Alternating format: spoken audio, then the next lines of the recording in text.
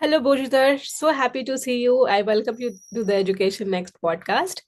And so we started this podcast with, because we wanted to explore, how people are helping their kids learn, how educators are changing and shifting education in their own ways, how kids are experimenting and learning.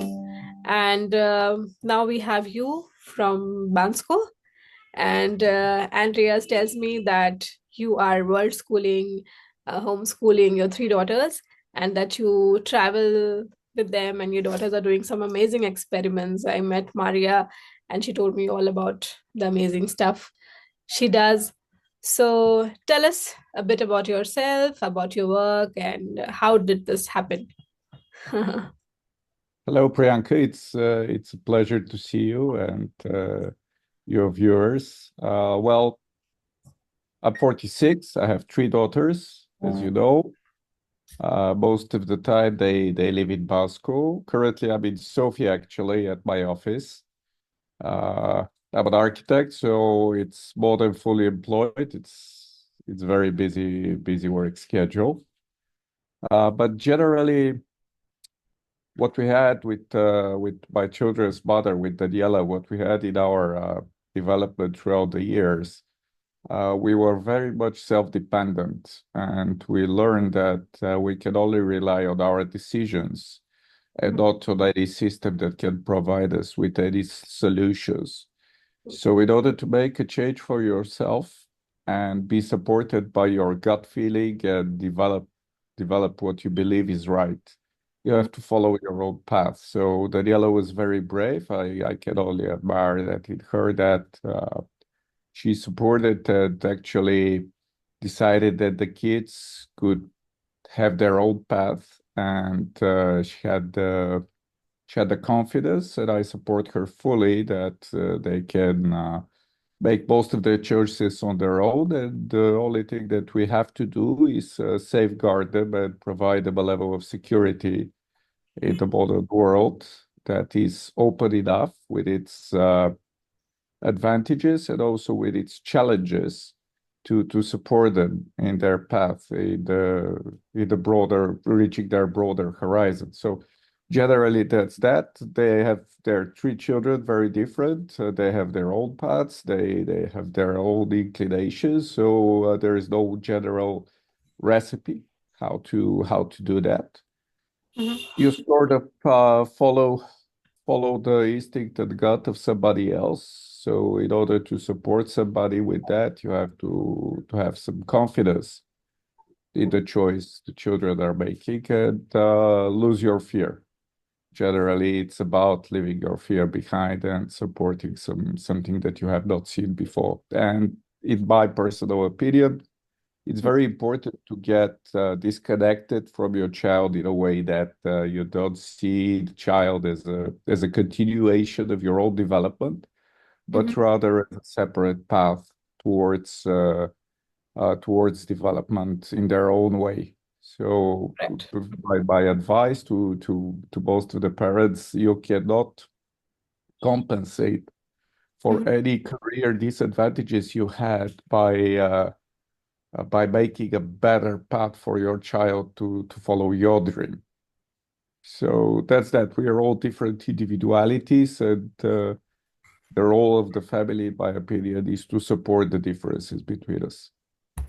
So true. And I totally agree. Being a mother, I understand that sometimes, you have to be very, very brave in letting your kids explore their own individuality so that they can explore what they want. And you have to be very careful of not basically pushing your belief systems, right? As in what you have always felt and what you went through in your childhood. And that always comes up like, you did certain things and then you might feel, you might get the urge of doing the same things because you don't know any other way. But it's, I think, when you set yourself free from those kind of rigidities and those traditional things that have always happened in the society, then you can have the courage to let go. And when you start seeing your kids flourishing, I think, Yeah. in their own ways, that becomes a sign that maybe we are in a good path. True, true. I can only admire what you especially are doing in our opinion, from the foreigner side, very conservative country like India, Mhm, supporting an independent way. But yes, we have to forego our fears. mhm, Uh, we have to provide, but another topic that I think most of the parents and future parents have their fears about is the cost of such an endeavor. mhm, Where you think about it, how you can support it, and how you can provide the money. mhm, Actually, it's not that expensive if you have the proper organization and you make your choices right. So, uh, what I would what I would highly recommend to parents is to find people that feel like them, feel the same, professionals from different areas, in order to get this small society where you can allow your children to explore different perspectives to life. Because generally the school system, the public school system, what it had done, it had lost most of its meaning due to the change of the social construction. mhm, So now we are not talking about specialists working in factories and the teaching process needed to create such specialists. mhm, We are talking about some basics knowledge that you can gather in school, but no parent and no child in that matter is happy enough with that. That's not sufficient. So most of the people that are having their children in the public or the private schools, they mhm, also spend a lot of time, especially here in Bulgaria, taking their children to different individual classes. So mhm, you have tutoring in all fields, sports, dances, playing instruments, mathematics, hobbies whatsoever. And mhm. one of the parents becomes this transporting machine that only serves serves as a transport service for the children to get to different locations. So in most ways, I think all of the people here, especially in Bulgaria, are world schoolers. They haven't realized it yet. They still pay tribute to a system that's obsolete, Mm, and they try to catch up with all the additional supporting systems of tutoring and lectures and classes, and mhm, they lose a lot of valuable time. So mhm. it's about focusing your efforts, creating a society of people that can inspire the children, and also not pushing the children into certain direction, which is the problem of fear. If we don't provide them with a proper system, how can we be sure that the children will not become some lazy person that sit at home and watch the phones and the iPads all day long? Mhm. But we are all children, and I still can remember my days as a teenager, and I remember how bored I was with everything. So you always needed something interesting, no matter how much time you had. The days were long, and you Correct. always wanted to find something interesting. Mhm, So this inclination uh, towards avoiding the boredom is something that we should not forget about our children. They also have this. They need to be keen and interested in something, and they will find it. mhm, So in our society of today, where children are no longer playing out in the streets because it's not safe in the big cities, you have to find something else. correct. And with schooling, world schooling can be done from home, but as long as you find your objectives, you have to start going around the world, going to different places, which is in our case uh, accessible, possible, not so difficult to do, and not so expensive. Absolutely. I think you've summed up very well because this is the reality of many kids now, especially, I can tell you that sometimes when your environment is not very safe to go outside and parents have no choice but to make sure that the kids are inside. That happens a lot in our country as well.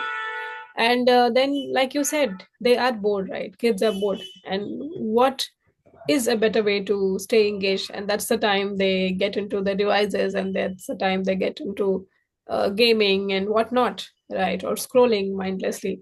So I think there were times, I remember as a child, we were so free to go outside and play with people, right? So we didn't need those Yeah. gadgets. I still see that with younger kids now, that when they have people and they have the safety around the neighborhood, that they can run around, that they can talk to people, and they know people who are in that community, then obviously there is no restriction. They don't feel that restriction to go and gel with people, because they know them, their families know each other. But now this is not possible, this is not available. It may be at this present time not available, but it can be with, like you said, with forming communities, the communities coming up. There are these hubs where people are making it possible, but again, it's not affordable for everyone. So then kids are left in to their own, however they're exposed at home, and they have to kill their time, they have to do something. Some people Yeah. get engaged in something very interesting, while some kids get into doing mindless things, which is basically wasting their time. And I think a good environment, a good nurturing environment is very, very important. I also feel that, to be able to understand these things early, for example, the exposure that you have given to your daughters, right? I know more about Maria because I know her through Adi and the AI sessions that she does, the FM, Yeah. projects that she has been engaged with, Lara, the filmmaking Yeah. project. You recently visited Malta, and she got a chance to experience that with Lara in a real film set, and you traveled with her. So, how did it go? And it's quite a different approach to learning. What would you say? Yeah, surely, but several things that I want to add. There's this saying, it takes a village to raise a child. Uh, Actually, it doesn't say it takes a city. So it's difficult to make this in a larger community, because when the community scales up, it dissolves as a community. It doesn't function properly. So one of the best things and advantages of the smaller communities is that everybody not only knows each other but can rely on each other. And for that reason, when my kids are in Basco, it's a lot easier to still continue to have this type of lifestyle that we used to have when we were kids, not so long ago. And the world is developing rapidly, and there are a lot of opportunities. So I would urge most professionals to look beyond the security of the facilities provided by the larger companies, and search for some way to get a better living in a smaller community. That's one. And as for the children, they're very different. Maria is our oldest child, and she is having this type of structure and self-discipline that is not typical of, let's say, Johanna, who is more artistic and ready to be absorbed in the different activities, as long as they give her pleasure and satisfaction. Maria is able to pursue activities that require effort and also requires stamina. So you feel the resistance, and you fight through the resistance. And she's not a typical example in my opinion. That I don't believe that her way is the best way. Actually, it's her way. It's going to be difficult for her for sure. But I wouldn't be bragging about this is the best child possible. Trust me, it's got its challenges. So no matter what your kids are like, you feel them like they're lazy or they're systematic, mathematical, nature-oriented, very good at reading. No matter what, it all has its advantages. So when you see a child getting sucked up into some pleasure game, like a game on the computer, or watching Instagram or whatnot, then you know that this child has a large potential that is not actually used. It's a big gap that nobody's filling. You're not providing the social activities and the space required, the knowledge for such a child to be interested in. So in Maria's case, on the other hand, she chooses her challenges and she pursues them. It's especially visible with Lara and also with AI that they do together with your son. Mhm. So with Lara, it was relatively simple in my view because I'm outside and the parent sees everything very well structured. From Maria's perspective, I know it took a lot of effort to be present at every occasion to show the kind of attention Mhm. and interest that guarantees that the mentor, in this case Lara, sees you and starts to take care of the responsibility for you because the mentor actually cannot take care of too many people, in my opinion. So you're in the competition zone. You Mhm. have to fight for the attention. And that could be a real problem. I've seen people fighting for the attention of somebody, of a mentoring figure, and it could be quite ugly to observe from outside. In Mhm. our case, from my view, everything was smooth. Lara's approach, especially, she's a very smooth operator. You see a manager, a director, a movie director at that. That's a professional that controls every movement of actors and stuff off, on camera and off camera, behind the scenes. But she manages to do that very gently with a very soft touch. So Mhm. this actually made our trip and visit to Malta, this participation in the movie production, very easy to handle. So Mhm. Maria had a schedule that was quite general. She was there from morning, let's Mhm. say 9 a.m. until 5, 6, until they close shooting. And she was communicating on the same level as everybody on set, which also it's based in the individual character. You have to respect other people's freedom for them to respect yours. Mhm. So it's a social construct that you have to follow. But as long as you understand the structure, the way it's organized, from that on, it's simple. Mhm. So I believe she learned a lot. She Mhm. observed the realities of movie production with all the challenges, and in Lara's case, it was showcased in such a manner that it looked achievable and easy, which for a child, I think is an advantage when you're studying or observing some process to see that it can be done with such light touch. It encourages you. You know, you have to learn a lot, but Correct. you see the final process, the thing that you will be a part of if you develop in that direction. It's actually not so stressful. It takes effort, organization, but it doesn't feel like suffering, it doesn't feel like work in that way. Mhm. So she was involved actively, insisting in every way possible, from collecting fruits to be put on the movie set in the different shooting perspectives, to observing the process of filming, seeing how the light is organized, how the cameras are positioned, reviewing the script, participating in the different meetings, only listening. There was no objective problem with her commenting, but smart enough, she Mhm. was she was mostly listening. But that's also a personal trait. So Absolutely. I think the child can be provocative, can ask questions, can sound annoying to people that don't have children from time to time, and Mhm. that should not be generally a problem. But once again, I believe that there are cases where this could be a struggle, and fields in which it could be a struggle. Mhm. But generally, when you show professional interest, then you start to copy the professional behavior. So that's what I saw. Mhm. Uh, I saw also different people in their different ages, 20, 30, 40, even 70 years old in the movie production. And generally, they all felt the same. Mhm. So the thing that united them, the project and the process, generally unified the age differences, which is one of the best things about Mhm. following the man. True. Now we have some questions just for you. You are a successful architect, and you said you have a busy life, and I have some specific questions for you. So, Sure. would you, reflect on some mentors or educators that have influenced you in your life? That's a different question. Mhm.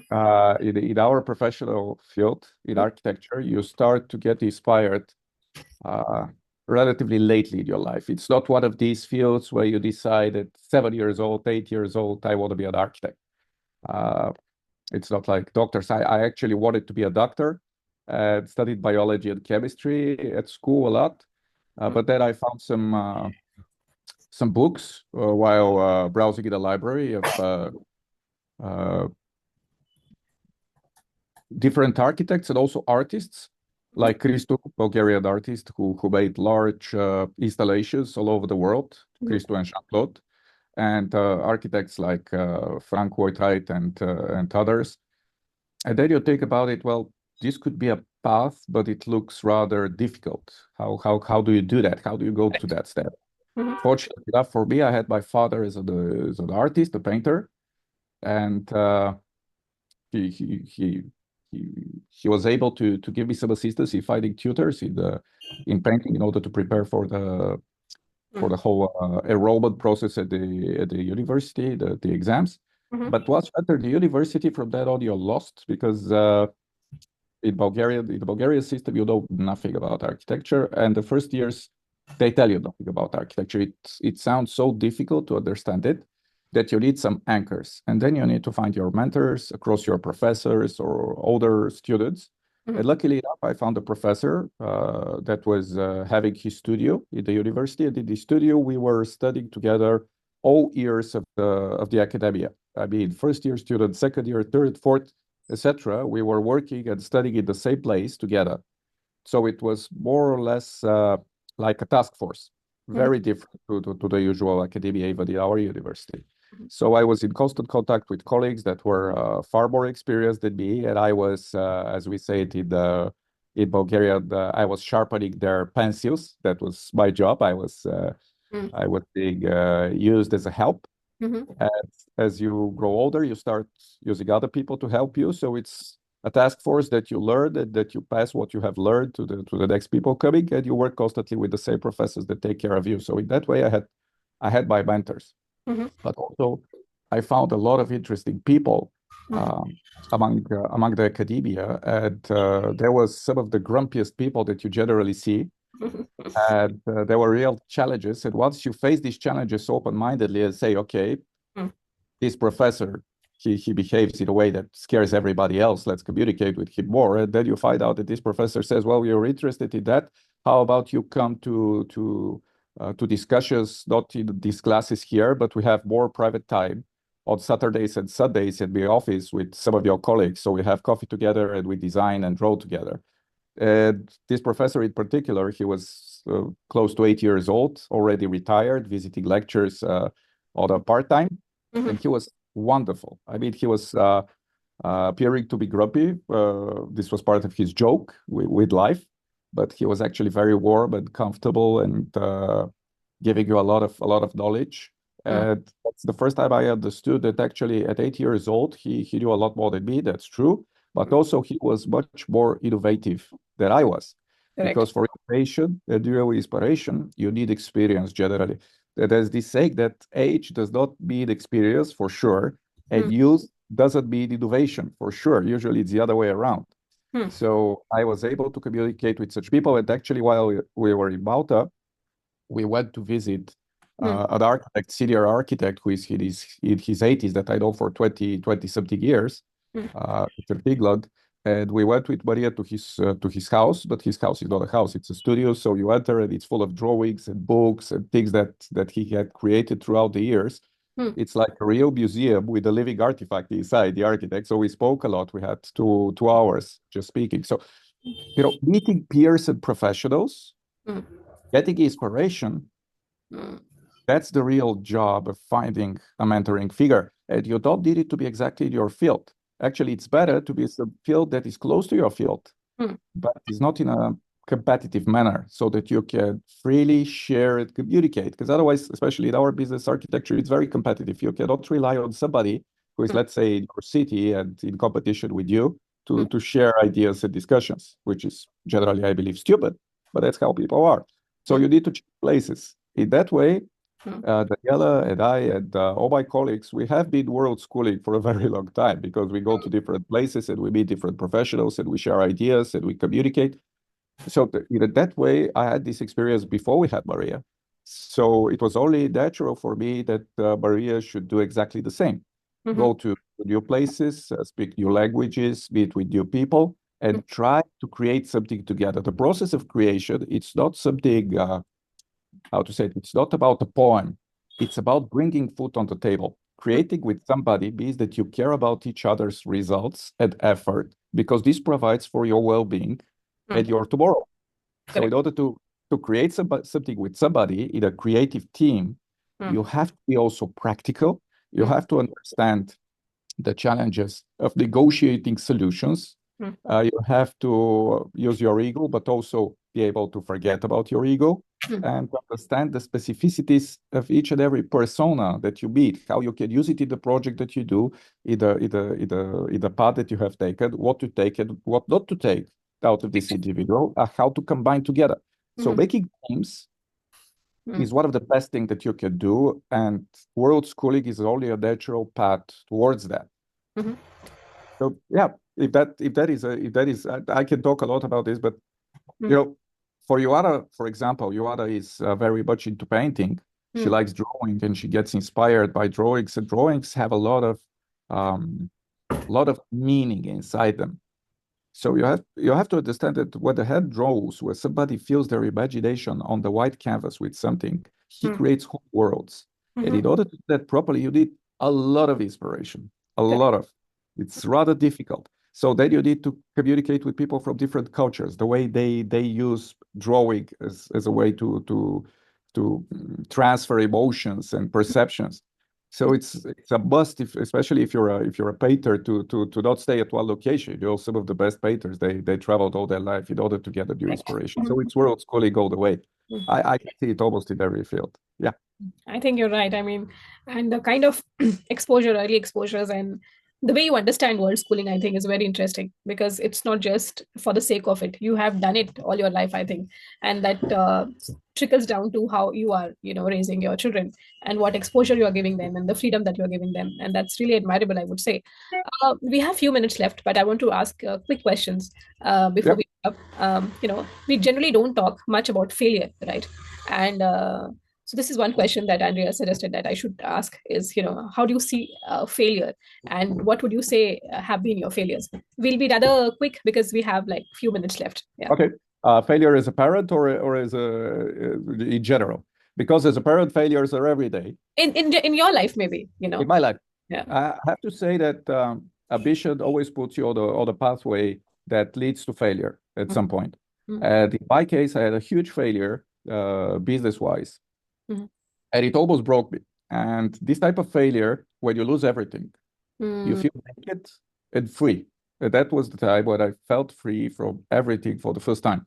When you lose everything, the big failure that you have, this allows you to continue keeping only the essential parts of your personality. Everything that was added on, all the layers, all the pretending, you lose it. And from then on, you're fast, you strike hard, and you're a better fighter and a better caretaker, and everything goes easier. So for me, failure is a good thing. You need to have one.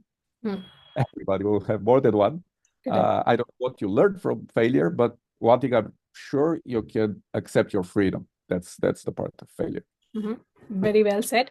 And another quick question: what are some character traits that people generally know you for? In my case, Yes. well, the name of my company is Arrogant Architect, so we should be generally very arrogant. But I believe one of the traits that most people recognize is that I'm able to understand the other persona perspective quite quickly. So I have that, and it is very good. It's like opening a walnut. Every person in front of you, you can open him and submerge into their emotions. It could be dangerous at some points. Yes, I feel But it's dangerous. yeah, but it's a nice process. Otherwise, you cannot be actually an architect, in my opinion. Okay, and three things you would say that has helped you, basically, that you always In my think. life, Your life. there are also three things that probably one of them stopped me a lot, but ambition, it helped me, and also it's a big problem. I'm very, how to say it, marathon runner, long runner. So this is a thing that helped me a lot. And I like to spend a lot of time thinking, which is also, just wandering around my mind, which helps a lot.